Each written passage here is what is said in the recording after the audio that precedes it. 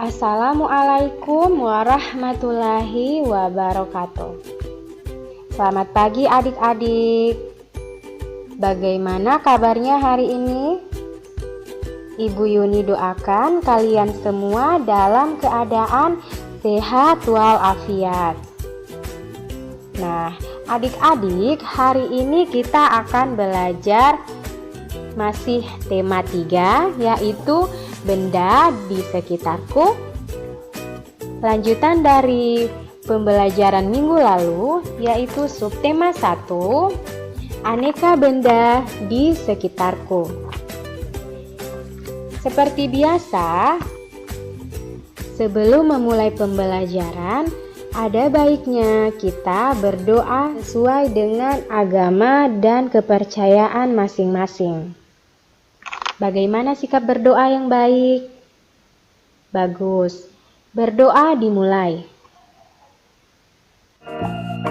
Rabbi zidni ilma warzuqni fahma.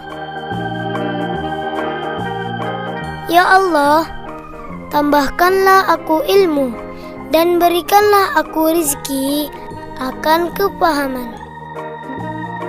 Berdoa selesai.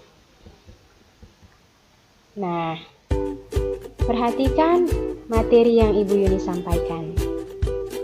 Ayo sama-sama kita membaca teks berikut. Plastik, solusi dan masalah. Perhatikan benda-benda yang ada di rumahmu. Sebutkan benda-benda yang terbuat dari plastik. Nah, adik-adik sudah perhatikan benda-benda yang ada di rumah? Apa saja yang terbuat dari plastik? Coba sebutkan. Bagus. Ternyata sangat banyak alat rumah tangga yang terbuat dari plastik. Mulai dari ember, gayung, sampai sendok sayur. Kantong kemasan dan botol air minum juga terbuat dari plastik. Sekarang ini banyak sekali benda berbahan dasar plastik. Mengapa? Karena plastik murah dan tahan lama. Bahan dari plastik tidak dapat menyerap air atau tidak tembus air. Plastik mudah dibentuk dan juga ringan. Oleh karena itu, plastik dapat dibuat menjadi berbagai benda. Seperti pada gambar yang adik-adik bisa lihat. Ada apa? Ya, ember, gayung, serokan, dan payung. Nah, plastik memberikan banyak manfaat. Akan tetapi, plastik juga dapat menimbulkan masalah. Apa ya masalahnya? Plastik membutuhkan waktu yang lama untuk terurai secara alami, yaitu sekitar puluhan bahkan ratusan tahun. Wah, lama sekali ya.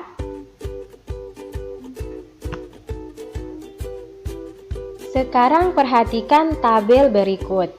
Coba adik-adik bandingkan waktu yang dibutuhkan plastik untuk terurai secara alami. Nah, ini adalah tabel nama benda.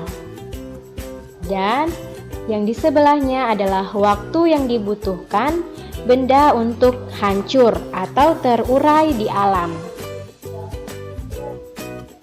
Nama benda yang pertama ada kertas, kemudian kardus, kulit jeruk, puntung rokok, sepatu kulit, plastik, baterai, dan styrofoam.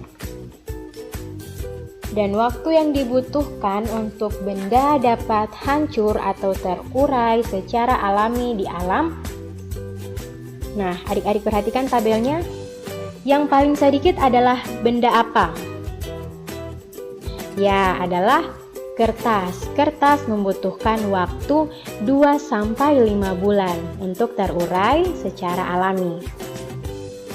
Kemudian setelah kertas ada kardus. Kardus membutuhkan waktu 5 bulan. Lalu kulit jeruk, yaitu 6 bulan.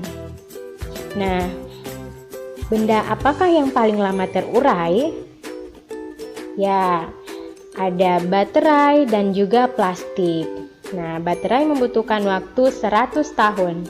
Plastik membutuhkan 50 sampai 100 tahun untuk terurai. Dan ada juga yang tidak terurai. Apakah itu? Ya, styrofoam. Styrofoam tidak dapat diuraikan. Nah, alangkah baiknya kita mengurangi penggunaan styrofoam atau benda yang berbahan dasar plastik, ya. Karena benda-benda ini membutuhkan waktu yang lama untuk terurai atau hancur.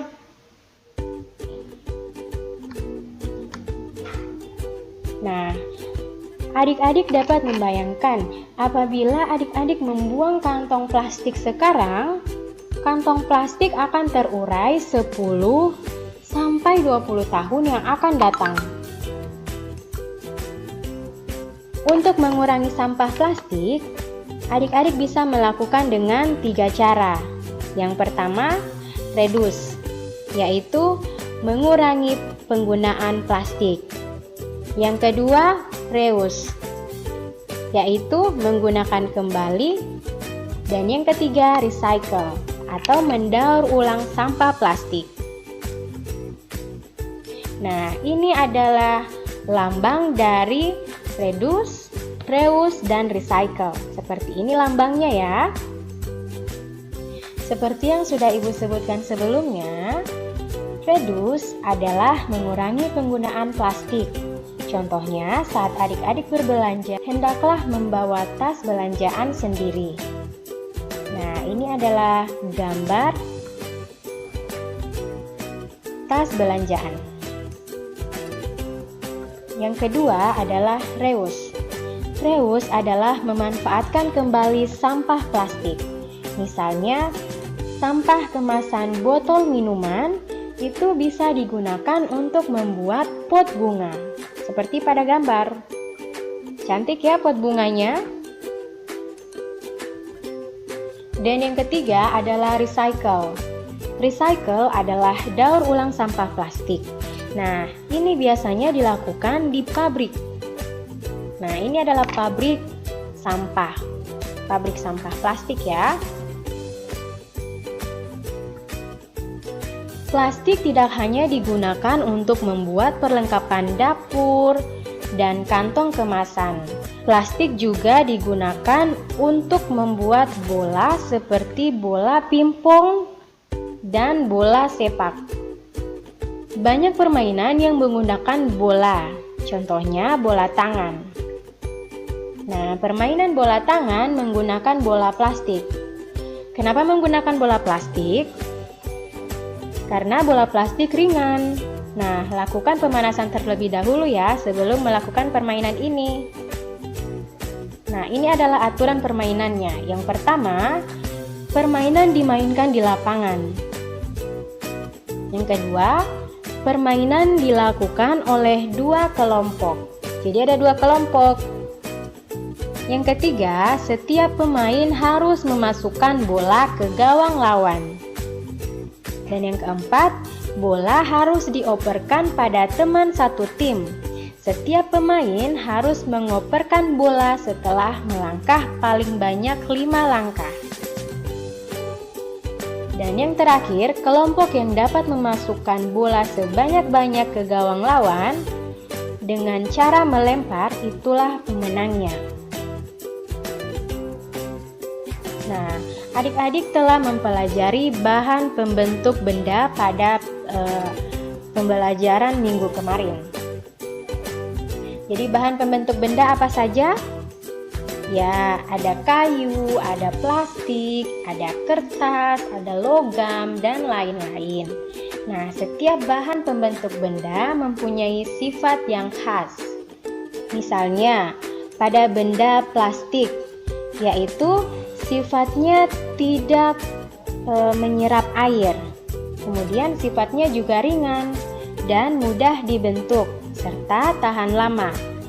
Kalau pada benda kaca yang terbuat dari kaca sifatnya tembus pandang dan tidak tembus air juga, lalu tahan api dan tahan lama. Itu adalah contoh sifat dari benda. Nah, adik-adik perhatikan tempat sampah yang ada di rumah adik-adik. Sudah diperhatikan? Terbuat dari apakah tempat sampah itu? Apakah dari logam?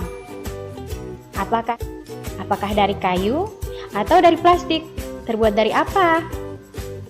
Ya, bagus. Nah, adik-adik pernah melihat gambar ini? Ya, ini adalah meteran gulung atau bisa disebut juga dengan meteran saku. Meteran ini berfungsi untuk mengukur panjang benda yang lebih dari 1 meter. Meteran ini biasa digunakan pekerja bangunan atau tukang kayu. Nah, sekarang kita akan belajar satuan panjang. Dalam satuan panjang ada meter atau disimbolkan dengan M. Ada milimeter disimbolkan dengan mm. Dan ada sentimeter disimbolkan dengan cm. Nah, 1 meter itu sama dengan 100 cm. 1 meter sama dengan 1000 milimeter. Dan 1 cm sama dengan 10 mm. Nah, coba adik-adik perhatikan pada mistar ini. Nah, pada mistar ini terdapat lebih dari 1 satuan panjang. Nah, satuan panjang tadi apa? Ya, ada meter, milimeter, dan juga sentimeter. Nah, pada mistar ini dia ada 2 satuan panjang, yaitu ada sentimeter. Sentimeter ini ya, 1 cm, 2 cm, 3 cm, 4 cm, 5 cm, dan seterusnya. Dan juga ada satuan panjang yang milimeter. Milimeter yang mana? Nah, milimeter yang ini. Jadi 1 cm sama dengan 10 mm. Jadi 1 cm ini sama dengan 10 mm. Yang mana 10 mm? Yang ini, kita hitung sama-sama. 1, 2, 3, 4, 5, 6, 7, 8, 9, 10. Ya, jadi ini adalah milimeter. Jadi 1 cm sama dengan 10 mm. Sampai sini adik-adik paham? Ya, semoga adik-adik paham ya. Sekarang ayo mencoba. Adik-adik perhatikan, di sini ada soal, ada contoh soal. Beni mengukur panjang pita 5 meter. Jadi M itu meter ya. 5 meter 30 cm.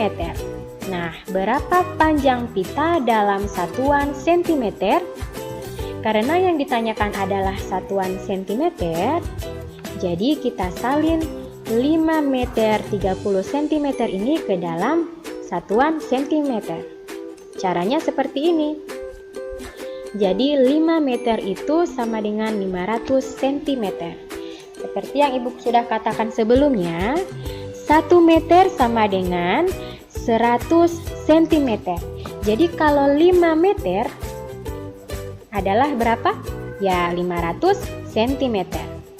Kemudian karena ini 30 cm, jadi tetap ditulis 30 cm.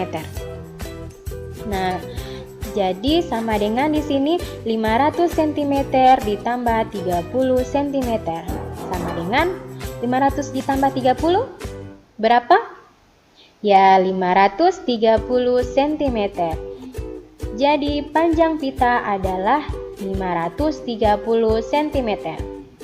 Contoh soal yang kedua. Panjang mobil ayah Dayu adalah 410 cm. Panjang mobil ayah Dayu dalam satuan meter adalah, yang ditanyakan di soal kedua adalah satuan meter. Jadi kita salin cm ini ke dalam meter. Caranya seperti ini.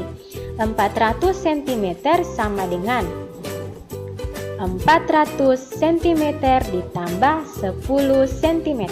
Dan 400 itu sama dengan berapa meter ya? Ya, 4 meter. Jadi 4 meter ditambah 10 cm sama dengan 4 meter 10 cm. Itulah hasilnya. Jadi panjang mobil ayah Dayu adalah 4 meter 10 cm. Sampai di sini adik-adik sudah paham? Ya, semoga kalian paham ya dengan penjelasan Ibu. Materi kita sampai di sini. Tetap semangat belajarnya dan jaga kesehatan. Terima kasih. Wassalamualaikum warahmatullahi wabarakatuh.